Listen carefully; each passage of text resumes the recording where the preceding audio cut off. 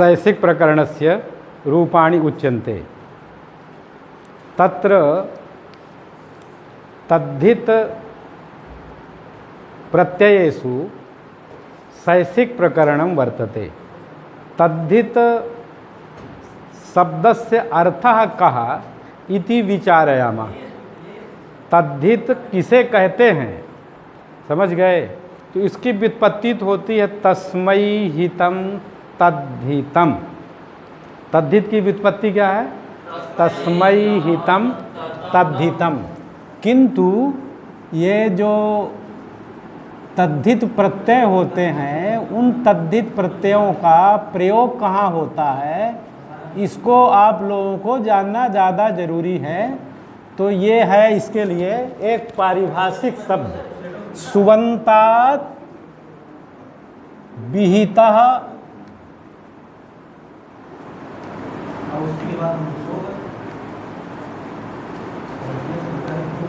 तद्धितः।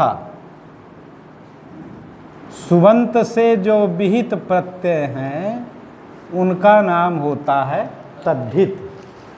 सुबंत जितने भी ये तद्धित प्रत्यय हैं ये सब सुबंत से होते हैं। कैसे होते हैं?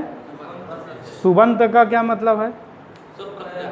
सुप माने सुऔजस।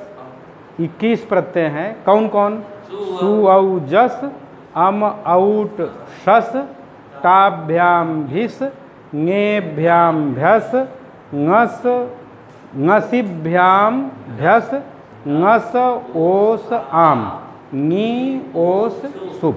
इनको कहते हैं सुप। ये प्रत्याहार है और ये सुप जिसके अंत में रहता है उसका नाम होता है सुबंत। सुबंत शब्द के पंचमी के एक वचन का रूप है सुबंतात, अर्थात सुबंत से परे जो प्रत्यय होता है उसका नाम होता है तद्धित। तद्धित किसे कहते हैं? जो सुबंत से प्रत्यय होता है, विधान किया जाता है जिस प्रत्यय का, उस प्रत्यय का नाम है सुबंत। तो हमने अभी चाक्षुषम रूपम वगैरह बता दिया है आप लोगों को। इसके बाद का सूत्र है राष्ट्रावार पाराद घखौ। राष्ट्र शब्द से और अवार पार शब्द से भव अर्थ में या जात अर्थ में घ या खा प्रत्यय क्रम से होते हैं। तो जैसे राष्ट्रे भवः, राष्ट्रीयः, राष्ट्रे भवः या जातः, कुछ भी कहते हैं। तो ये भव अर्थ में राष्ट्रे किस विभक्ति का रूप है? सप्तमी विभक्ति। तो ये भव अर्थ में प्रत्यय हो जाएगा यहाँ घ। किस सूत्र से? तो ये सूत्र है राष्ट्रावार पाराद घखौ। पाराद घ और खौ, माने घा प्रत्यय होगा राष्ट्र से और अवार पार से ख प्रत्यय। घश्च खश्च इति घखौ, ये द्वंद्व समास है, इतरेतर योग द्वंद्व।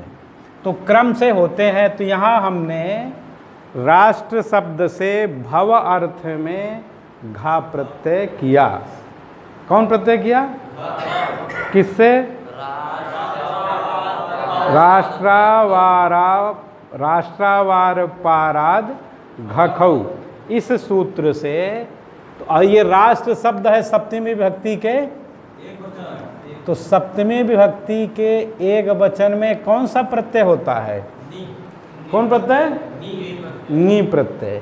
तो ये राष्ट्र नी से भव अर्थ में कौन प्रत्यय हुआ है? भव अर्थ में कौन प्रत्यय हुआ है? घा प्रत्यय। तब ये रूप बन गया राष्ट्र नी घा। क्या बना जी? राष्ट्र नी घा। तो ये घा प्रत्यय किस अर्थ में आया है? भव अर्थ में। चाहे जाता कहें, चाहे भवः कहें, चाहे राष्ट्रस्य अयम कहें, कुछ भी करेंगे। तो ये जैसा कि आप लोगों ने चाक्षुषम प्रयोग में पढ़ा है कि ये जो प्रत्यय घा है ये है तद्धित। कौन प्रत्यय है? क्यों तद्धित इसका नाम हुआ? क्योंकि ये सुबंत से विहित है, सुबंत से विहित है। तो तद्धित प्रत्यय अंत में है, इसलिए यहाँ पर तद्धितांतत्वात्, तद्धितांतत्वात् कौन संज्ञा होगी? कृत तद्धित, इससे कौन संज्ञा हुई? बहुत बढ़िया, प्रातिपदिक संज्ञा हो गई समुदाय की। किसकी? तद्धितांत की। तद्धित है घ, तद्धितांत है राष्ट्रंगी घ। तद्धितांत कौन है? राष्ट्रंगी, ये तद्धितांत है। तो तद्धितांत होने के कारण कृत तद्धित समासाश्च सूत्र से कौन संज्ञा हो रही है? प्रातिपदिक संज्ञा हो गई। तब प्रातिपदिक संज्ञा का फल क्या है? यतो ही सर्वत्र एवं नियमः वर्तते यत् या संज्ञा सा सा फलवती। बिना प्रयोजन के कोई कार्य किया ही नहीं जाता है। प्रयोजनम अनुद्देश्य मंदोपि न प्रवर्तते। बिना प्रयोजन के कोई काम होता ही नहीं है। तो ये संज्ञा की है, तो इसका फल क्या है संज्ञा का? तो ये प्रातिपदिक संज्ञा का फल है सुपो धातु प्रातिपदिकयोः। सुपो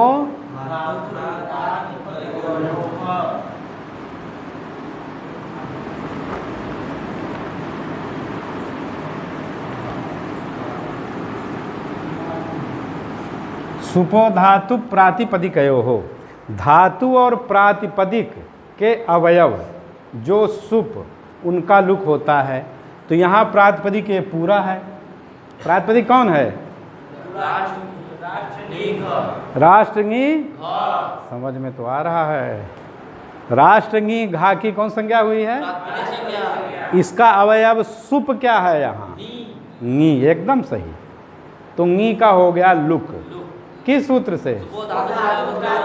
सुपो धातु प्रातिपदिकयो सूत्र से नी का लुक हो गया। तब क्या रूप बन गया बच्चा? राष्ट्र, वाह, राष्ट्रघा बन गया, है ना। अब एक सूत्र है आय नेई नी ईया फढ़ खछा घाम प्रत्ययादि नाम। कौन सा सूत्र है? आयन एई नी ईया फढ़ खछा घाम प्रत्ययादि नाम।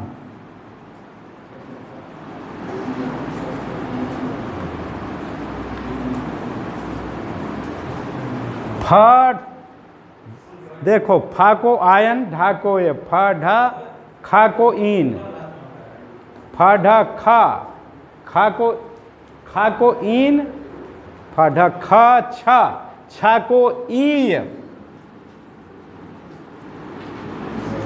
आय ने नी यह फ ढा खा छ घाम प्रत्ययादि नाम। दी, तो ये इससे घा के स्थान में ई आदेश होता है बच्चा। कौन आदेश? ई आदेश। तो ये घा में दो अक्षर हैं, एक घा हल है, एक है आ। तो घा के स्थान में ई आदेश से हल रहेगा और ये आ है तो मिल जाएगा, तो ये बन जाएगा ई। तब ये रूप हो गया राष्ट्र ई। क्या बन गया? राष्ट्र। ये घा के स्थान में कौन सा आदेश हुआ है? किस सूत्र से? आयन नी यह फ ढ ख छ घाम प्रत्ययादि नाम। फादि नाम प्रत्ययादा नाम। जैसे फ इत्यादि जो प्रत्यय हैं, फ ढ ख छ और घा, कितने हो गए? फ ढ घ, फ ढ ख छा घा, फा ढ ख छ घादी। तो इनके स्थान में 1 2 3 4 5 आयन ए ईन 3 ई और ई ये आदेश होते हैं। तो यहाँ घा के स्थान में हो गया ई आदेश, तो रूप बन गया राष्ट्र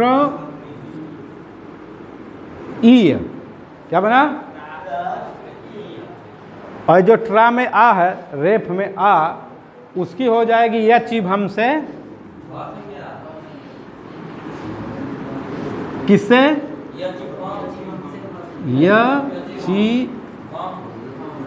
यचिभम से कौन संज्ञा हुई? और यसे तिचा से उसका हो गया लोप।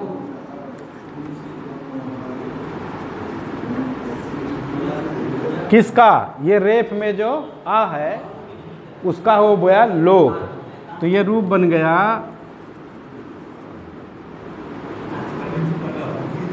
ये। और ये रास जो ये रेफ है ना, वो ई से मिल गया, तो ये रूप बन गया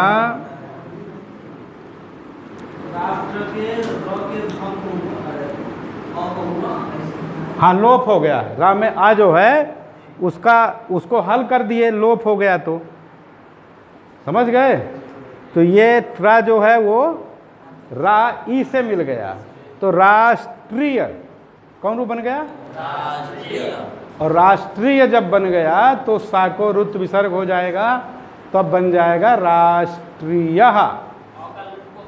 हाँ,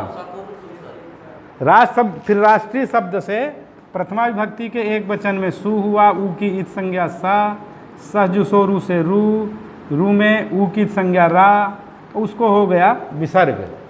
तो ये रूप बन गया राष्ट्रीय। क्या रूप बना? कौन प्रत्यय हुआ है यहाँ?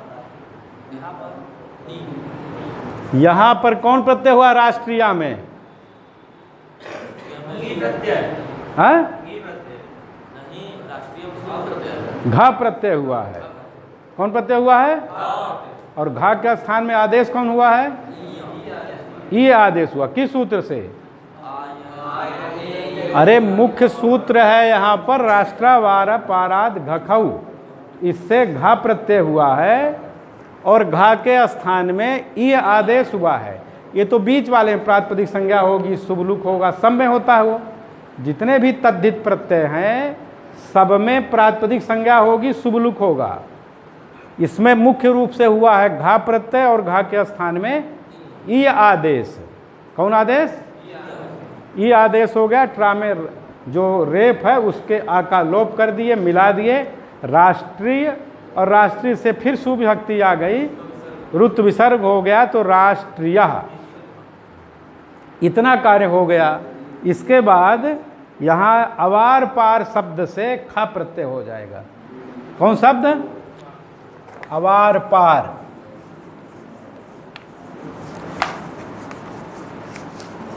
इसमें भी सभी सूत्र वही लगेंगे। अवार पारे भवः, ये अवार पार, अवार पार पारे भवः, तो अवार पार नी से भव अर्थ में खा प्रत्यय हो गया। कौन प्रत्यय? तो क्या रूप बन गया? अवार पार नी खा, अवार पार नी, और खा के स्थान में ईन आदेश होगा, अवार पार ईन। और अवार पार में जो राम आ है ईन के पहले, उसकी भा संज्ञा करके लोप कर देंगे, तो राहल हो गया, ईन के ई से मिल गया अवार पारी न। क्या क्या? जो ईन आदेश किए हैं उसके ठीक पहले जो है क्या है? अवार पार में जो रामे आ है, तो अवार पारी, अवार पारीण, ये रूप णत्व भी हो जाएगा। अवार पारीण, पारीण पारावार, अविगृहीता दधि वाच्यम, अपि वाच्यम, तो पारीणा भी इसी से बनेगा, अवारीणा भी बनेगा, अवार पारीणा भी बन जाएगा खा प्रत्यय करने पर। इसको कायदे से समझ लो, आगे के सभी प्रयोग एकदम सरल हो जाएंगे। तद्धित किसे कहते हैं?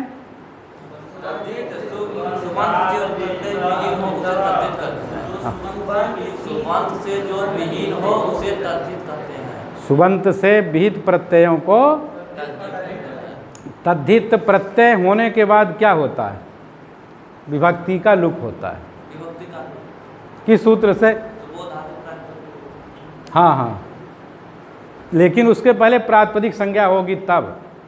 नहीं, सुपो धातु प्रातिपदिकयो हो, सूत्र लगेगा ही नहीं जब तक उसका नाम प्रातिपदिक नहीं होगा, तब तक सुपो धातु प्रातिपदिकयो सूत्र नहीं लग सकता है। समझ गए?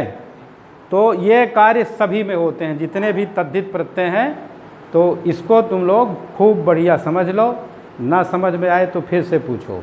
जयतु भारतम जयतु संस्कृतम।